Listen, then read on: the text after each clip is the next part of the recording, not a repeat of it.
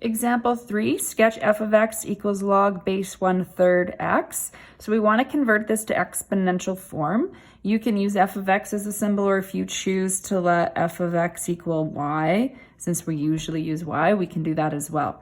So our base number is 1/3 to the exponent y, or f of x, is equal to x. So I'm going to do a table of values now. And with log functions, because the exponent is the y value, it's much easier to choose y values and solve for x. So 1/3 to, for example, 1/3 to the -2. Remember, with the negative, you take the reciprocal, so that's 3 squared, so 9. 1/3 to the -1 is 3. 1/3 to the 0 is 1. 1/3 to the exponent is 1 is 1/3, and 1/3 squared is 1/9. So now let's plot that. So we're going to plot 9 and -2, 3 and -1, 1, 0, 1/3 and 1, 1/9 and 2. You're just going to get as close to the x-axis as you can. It's difficult to see as long as you kind of have that pattern there. And then you are going to connect your points.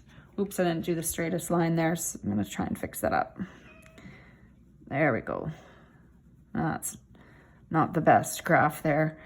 And keep your arrow here. Don't forget you also have an asymptote here. You want to make sure, even though 1/9 is close, I had to be very careful. I can't have my graph touch or cross the y-axis, or the x equals 0 line.